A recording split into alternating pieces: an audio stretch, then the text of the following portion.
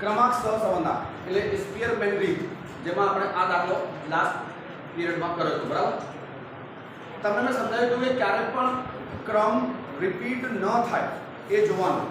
જો રિપીટ ન થાય તો આ સૂત્ર આવે, અને જો ક્રમ રિપીટ થાય તો r બરાબર 1 - 6 ફરી કૌંસમાં સિગ્મા d સ્ક્વેર કૌંસમાં બેટા વત્તા cf. આ cf શું છે એ તમને હું દાખલામાં ડિસ્કસ કરીશ. અને પછી ભાગાકારમાં તો એક છે n² - 1. જો ક્રમ રિપીટ થાય તો આ સૂત્ર આવશે. ફરી કહી દઉં, 1 - 6 સિગ્મા d સ્ક્વેર વત્તા cf, એટલે સિગ્મા d સ્ક્વેર અને cf નો સરવાળો કરવાનો, પછી 6 વડે ગુણવાનો. જોઈ લો, તમે ખ્યાલ તમને આવતો હશે. આ 6 ગુણાકારમાં છે કોના? સિગ્મા d સ્ક્વેર વત્તા cf ના.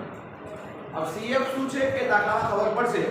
તમે એક મિનિટ અહીંયા જુઓ, આ દાખલો મેં લખ્યો છે. હવે મેં તમને લાસ્ટ લેક્ચરમાં ક્રમ આપતા શીખવાડ્યું.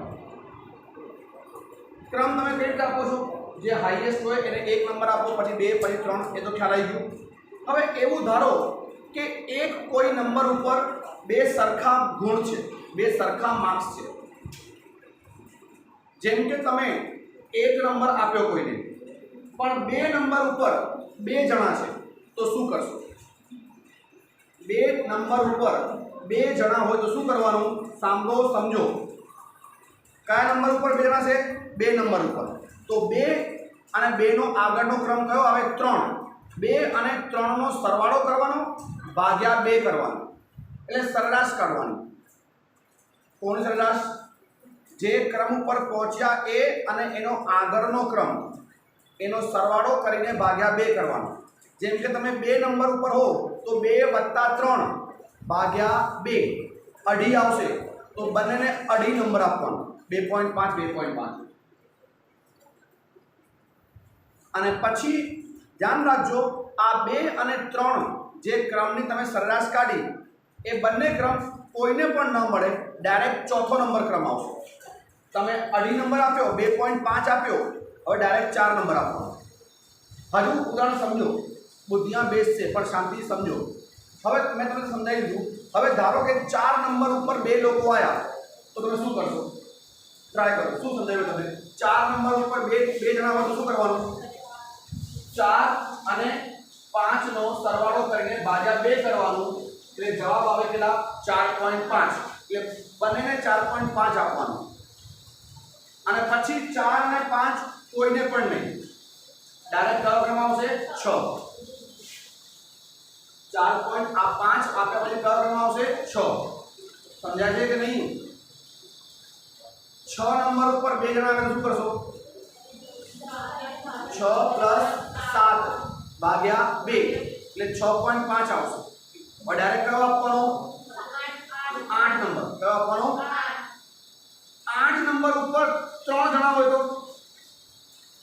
8 + 9 + 10, 8 + 9 + અને ભાગ્યા 3 થાય, ભાગ્યા તો એ આવશે તમારું 9. પણ 9 આપી દેવાનું બધાને. અને હવે 8 9 10 ઉપયોગ થઈ ગયો. હવે 11મો ક્રમ આવશે. જે ક્રમ એકવાર ઉપયોગ થઈ જાય ને એ બીજી વાર ઉપયોગમાં નહીં થાય. કોઈ દાખલો હોય, પહેલા નંબર ઉપર જ 4 લોકો હોય તો શું કરશો? વિચારો. હવે પહેલા નંબર ઉપર જ 4 લોકો છે તો શું કરશો? પહેલું વત્તા બીજું વત્તા ત્રીજું વત્તા ચોથું ભાગ્યા 4, એ આપી દેવાનું. અને ડાયરેક્ટ કયો ક્રમ આપવાનો? 5. હવે હું ધારું છું સમજાઈ ગયું હશે, કારણ કે આના કરતાં વધારે સારું મને નથી આવડતું. આ સુજાવ છે. તો આમાં હવે પ્રયત્ન કરી વડે ટ્રાય કરજો. ભાઈ જાઓ, x અને y છે, rx અને ry. આ દાખલો મેં જાતે બનાવ્યો છે, કારણ કે એમાં બધા પ્રકારના કન્સેપ્ટ કવર થઈ જાય છે. જુઓ, x માં હાઈએસ્ટ કોણ છે? 45. તો 45 ને આપીએ 1 નંબર. હવે 40, પણ 40 ઉપર જો બે લોકો છે, 40 ઉપર બે જણા છે, તો કયો ક્રમ આયા? આપણે બીજા નંબર ઉપર આવ્યા ને, તો શું કરીશું 2 + 3 ભાગ્યા 2 એટલે 2 પોઈન્ટ તો આ 40 ને 2.5 આપવાનું અને હવે બીજો ને ત્રીજો કોઈને નહીં સેકન્ડ અને થર્ડ કોઈને નહીં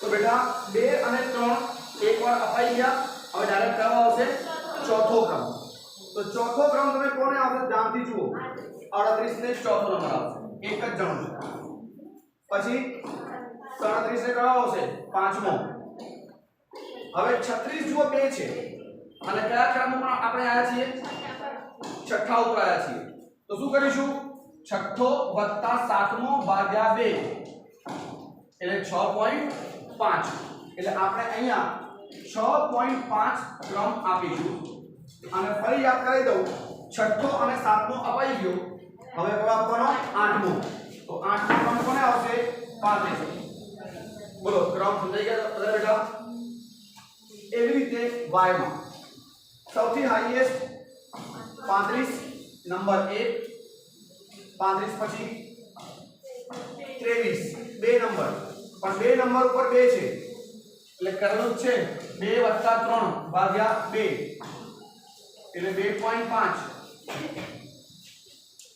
2 અને 3 થઈ ગયો હવે 4 નંબર ઉપર 18 પણ 18 પણ 2 છે તો 4 + 5 9 ભાગ્યા 2 4.5 આ 4.5 18 ને પાઈ ગયા અને હવે 4 અને 5 બધે ઉપયોગ થઈ ગયા હવે 6 તો 6 નંબર કોનો આવશે જો 13 3 છે કયા નંબર ઉપર આપણે આયા છીએ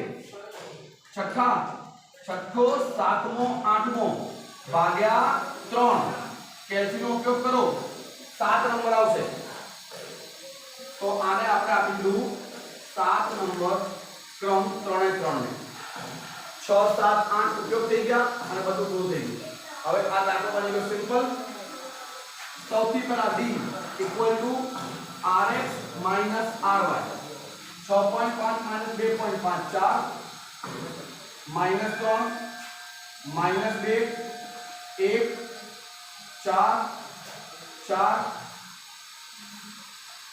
3 માઈનસના 4.5 અને માઈનસના 3.5 આનો સરળ 0 આવશે અને હવે d સ્ક્વેર 4 નો 16 3 નો 9 2 નો 4 1 16 16 20.25 12.25 આના વર્ગ છે અને માઈનસ તો પ્લસ થઈ જાય આનો સરવાળો કરીએ 16 9 25 25 + 5 30 30 ને 32 62 વત્તા 20.25 અને 12.25 94.5 હવે બેટા બંને ક્રમ ખબર પડી ગઈ હવે આમાંનો જો ક્રમ રિપીટ થયા છે એટલે સૂત્ર કયો આવશે CF વાળો પણ CF શું છે CF માં ધ્યાન રાખો સૌથી પહેલા તમારે એક કોષ્ટક બનાવવાનું છે એ કોષ્ટકમાં તમને જુઓ કઈ સંખ્યાઓ પુનરાવર્તિત સંખ્યા કઈ છે બેટા આમાં કઈ સંખ્યા રિપીટ થઈ હતી 36 અને 40 અને આમાં 23 13 18 સમજાઈ ગઈ હવે કેટલી વાર રિપીટ થઈ કેટલી વખત રિપીટ થયું 36 કેટલી વાર આવી બે વાર 40 બે વાર 23 13 3 વાર 18 બે વાર બરાબર ને બેટા આ આટલી વખત રિપીટ થઈ બહુ સિમ્પલ જ છે કઈ સંખ્યા પુનરાવર્તિત થઈ કેટલી વખત થઈ હવે યાદ રાખજો આ કેટલી વખત રિપીટ થઈ આને કહેવાય m યાદ રાખજો આને શું કહેવાય m કહેવાય હવે તમને અહીંયા બાજુમાં એક કોલમ બનાવવાનો છે અહીંયા બનાવી દઉં છું બેટા આને જરૂર નથી m પણ m³ માઈનસ m ભાગ્યા 12 શું કર્યું m³ માઈનસ m ભાગ્યા 12 બરાબર ચલો કેલ્સિયમ પાડો પહેલો આટલો આવતો 2 નું ક્યુબ 8 થાય 2 ગુણ્યા 2 ગુણ્યા 2 8 હા 8 માંથી 2 માઈનસ કરો 6 અને 6 ભાગ્યા 12 કરો બોલો m આ પર પડી તો હવે 2 જે છે ને એનો જવાબ શું આવવાનો છે 0.5 લખી દો ચલો હવે 3 કરી જુઓ 3 નો ક્યુબ 3 ગુણ્યા 3 ગુણ્યા 3 27 27 માઈનસ 3 24 24 ભાગ્યા 12 2 સમજાયું અને હું તમને સલાહ આપીશ કે યાદ કરી લો 2 નો 0.5 થાય 3 નો 2 થાય આ યાદ કરો કે મોસ્ટલી આટલું જ હોય છે હા બીજી કોઈ સંખ્યા હોય તો મેં તમને ગણતરી શીખવાડી દીધી ખબર પડી હવે આનો સરવાળો કરો 0.5 0.5 0.5 2 અને 0.5 આનો કરો સરવાળો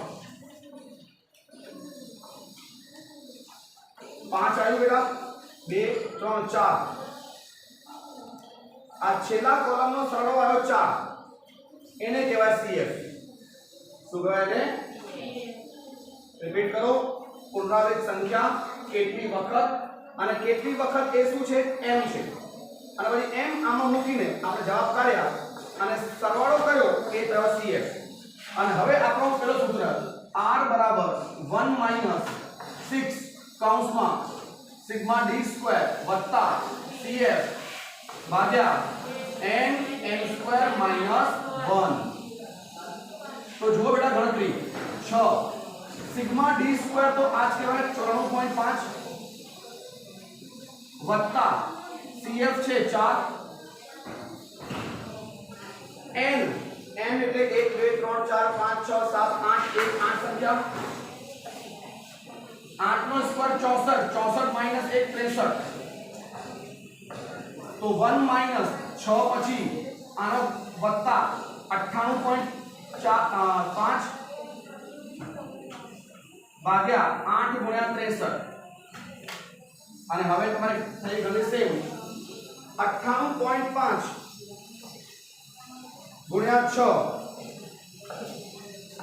591 અને 63 504 કરો ભાગાકાર 591 ભાગ્યા 504 1.17 તો 1 માઈનસ 1.17 માઈનસ 0.17 બોલ સમજાય બેટા તો આ દાખલો તમે કરાવો જેમાં તમારા ક્રમ છે એ રિપીટ થાય તો CF વાળો સૂત્ર અને CF કેવી કાઢ્યો તમને ખ્યાલ આવી ગયો હશે હવે તમે 2.3 ના જે બાકી દાખલા છે એ જાતે પ્રયત્ન કરો અને સ્વાધ્યાયમાં સેક્શન E અને F માં પણ ક્રમાંકના દાખલા છે એ તમારે કરી લેવા સમજાઈ ગયું